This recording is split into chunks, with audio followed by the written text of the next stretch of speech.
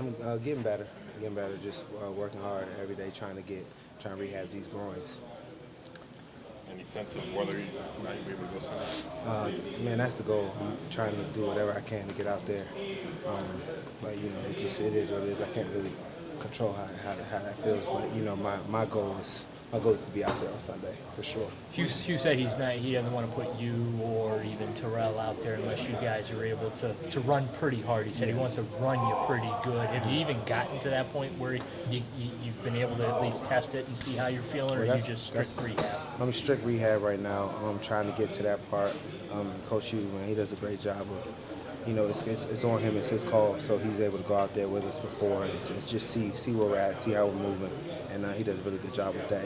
But all me and Terrell basically can do is, just do as much treatment, as much rehab, and here as much as we can, trying to make sure we can be out there. How did it happen, Joe? And is it related at all to the one kept you out of Miami? It's the other groin happened the same exact day. It was on the Thursday in practice, and then it's just going through, just playing defense, opening it up, and it's just you just feel it pull, and then it's just really nothing like that. Coach Hugh usually sees it, so he pulls me out of practice once it happens, and then I just go to trying to get rehab. It's just kind of mind-boggling to have the two of those injuries in a short period of time. I always, when I saw Coach Hugh, I'm like, I can't make this up. You know what I'm saying? It's just like literally, like I think I pulled my other groin. So it's very, very, very, very frustrating. When you're especially 0-6, you got a young team, you got a bunch of guys that I know look at me as a leader, and I want to be out there playing with them. I want to be out there doing as much as I can.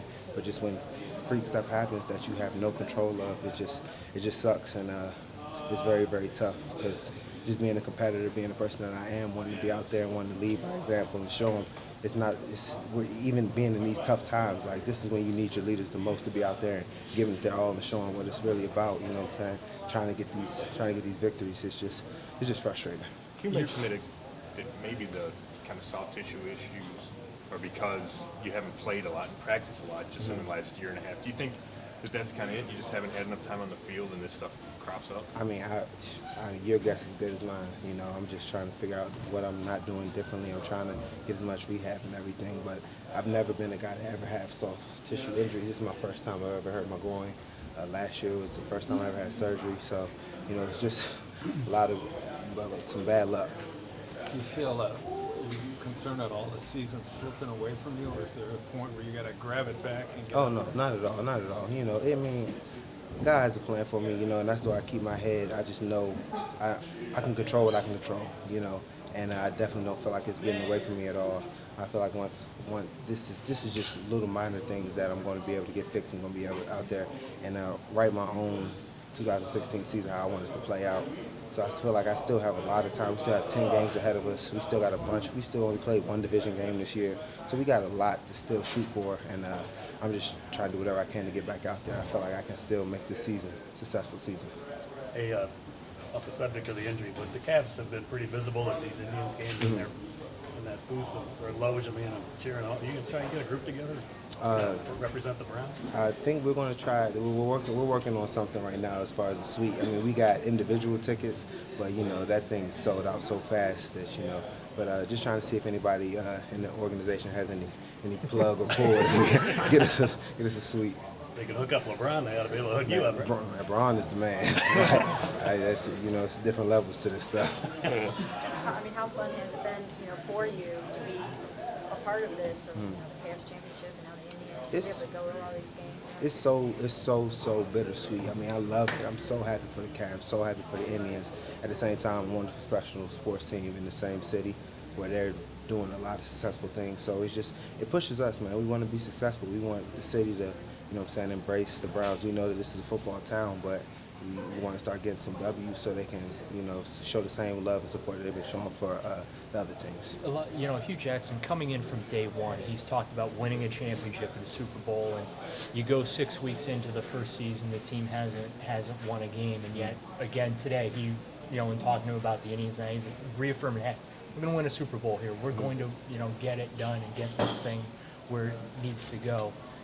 How much of an impact does Hugh's vision have within a locker room, despite maybe, you're on the bottom rung of the ladder right now, just trying to get things together?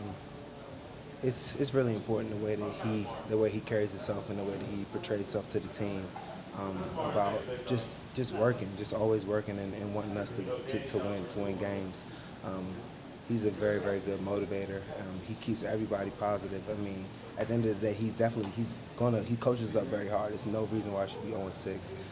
He doesn't accept it, and just having him knowing that he believes in the guys. We're not out there during practice. He sees the way we practice. He sees the work that we put in.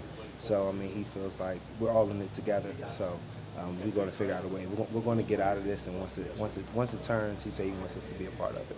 Joe, what do you like about Tracy Allen?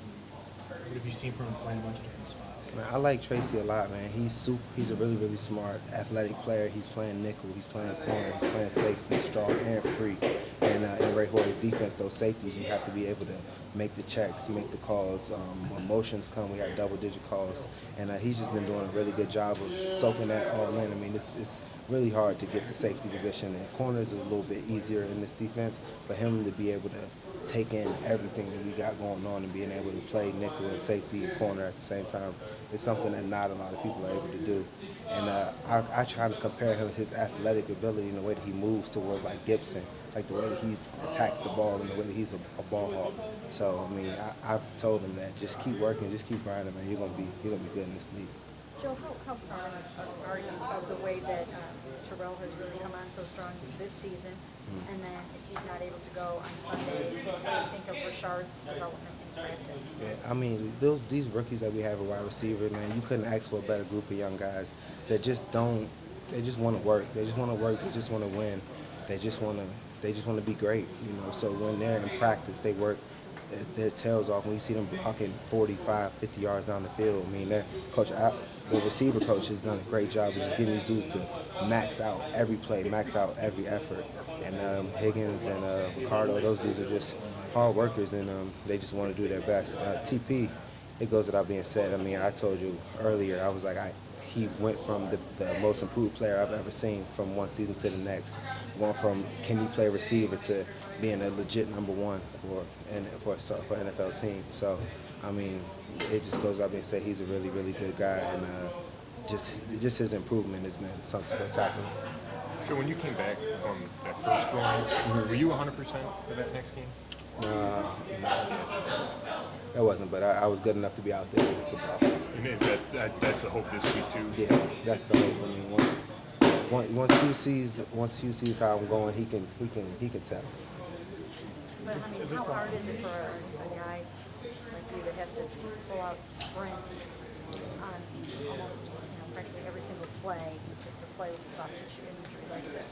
Yeah, I mean, that's kind of what the frustration comes from, because it's like if you can't run with AJ, you can't run with AJ. You know what I'm saying? It's just something that we're gonna have to. I'm just working on trying to get it right, but just knowing that just for me, I want to be out there. That's the only thing I want to be known. I'm doing everything that I can, and it's just frustrating. Does the fact that they play on that artificial surface down there as opposed to grass, is that any more beneficial, or is that worse when you're trying to play with a soft tissue injury? Either way, grass or turf. Doesn't really matter. So you know AJ as well as anybody. 5 Pro Bowls, but this year his numbers are even better. Does he look any different, or why is he having the success he's having? I mean, it doesn't look too much different than any of the years to me. He looks like the same old AJ. I think it's just the more balls he gets his way, the more yards he's going to get. You know what I'm saying? So I think if he just the targets, I think that's what really was changing it. His game is just as smooth and the same as his game. How different is that receiving corps without Muhammad and Marvin Jones? Yeah, it's different, but they still have.